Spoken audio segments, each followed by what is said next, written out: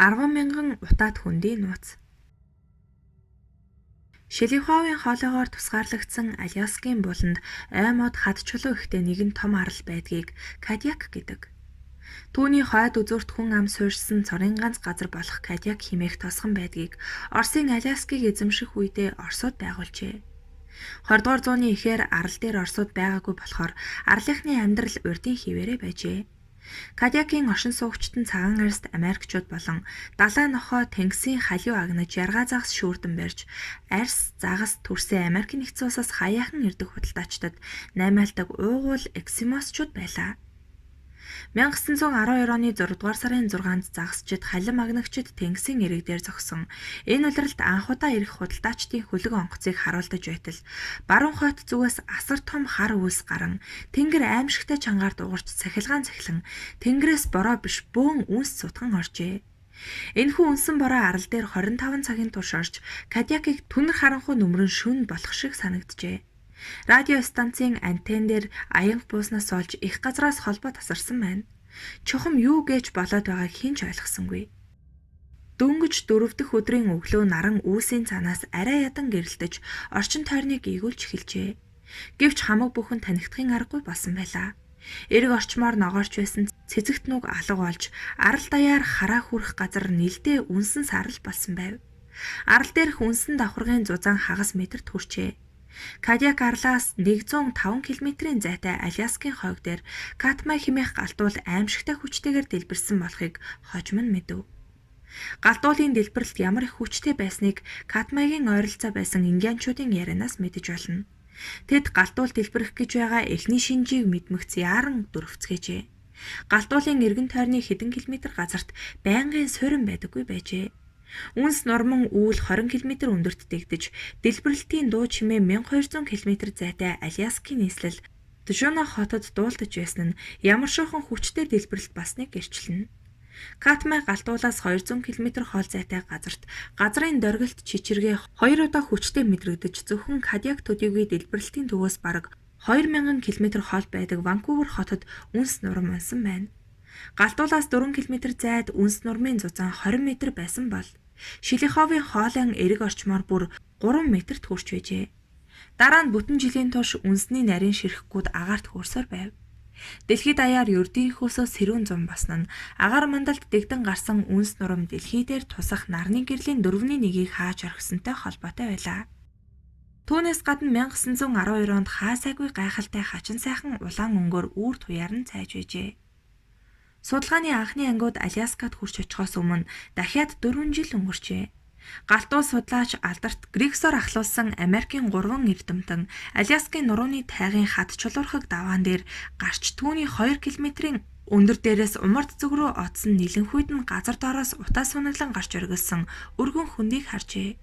Григс энэ газрыг 10,000 утаад хөндөй хэмээн нэрлсэн байна. Үүнээс хагас мянган жилийн өмнө Оросуудын бүтээсэн газрын зураг дээр энэ хэсэгт Укак голын гүнзгий нарийнхан ой модорхог хөндийг дүрсэлсэн байдаг. Түүгээр нь жим зам өнгөрсөн байдаг болохоор хүмүүс ирдэг байсан бөгөөд энд ямар нэгэн хийн урсгал байгааг хэн ч анзаараагүй ажээ.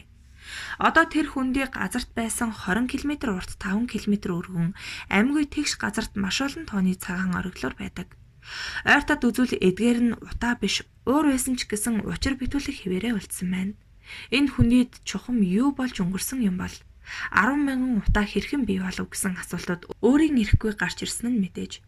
Энэ асуултуудын хариуг галтуулаас хайх хэрэгтэй байсан тул Григс Катмай галтуулыг зөвлөжээ.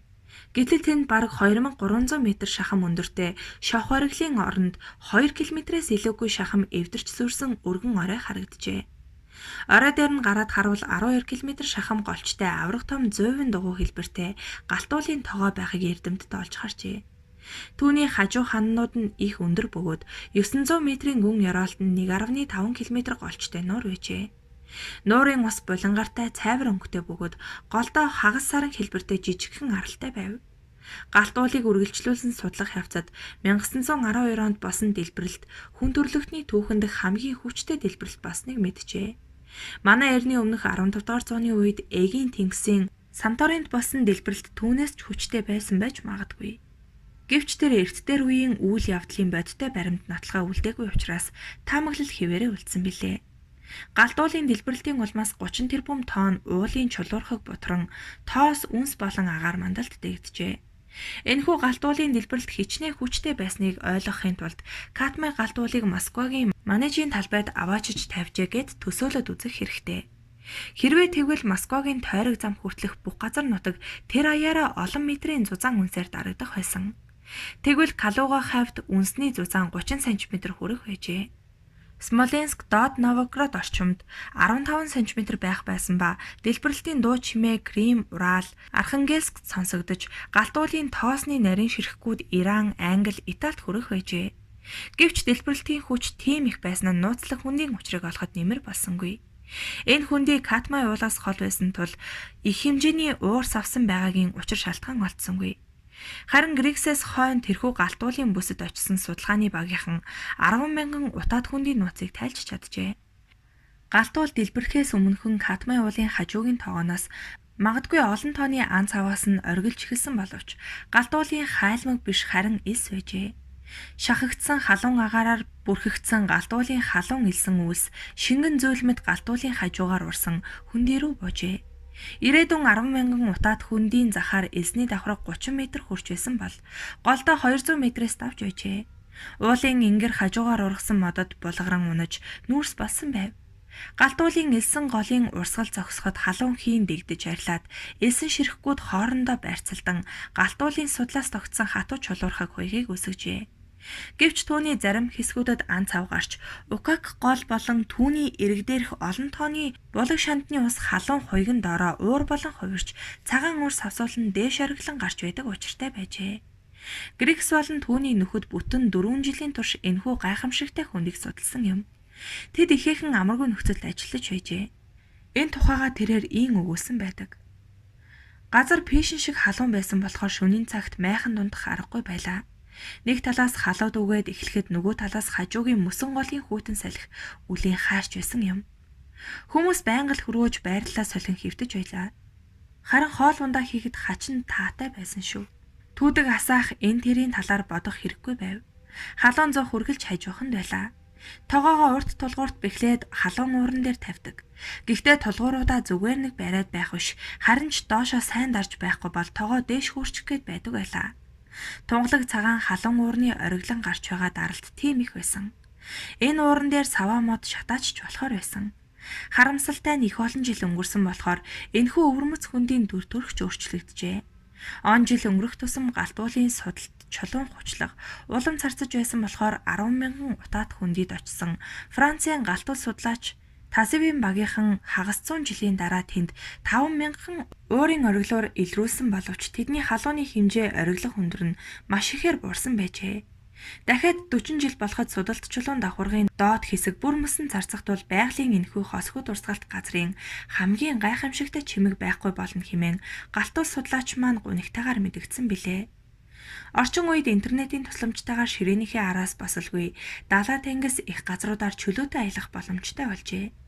Ийм болохоор дээрх боломжийг ашиглан Францын эрдэмтний тэр үед хэлж байсан таамаглал үнэн эсэх болон хүндийн байдал ямар шуухан байгааг харж мэдхээр шийдсэн ч харамсалтай нь Тазевийн хэлсэн үнэн байлаа. 10,000 утаад хүндийд ганц чута харагдсангүй.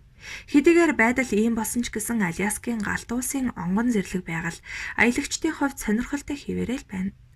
Гэвч их дэлхий дээр харь гаргаас нүүлгэн авчирсан юм шиг гайхамшигтай хүндий.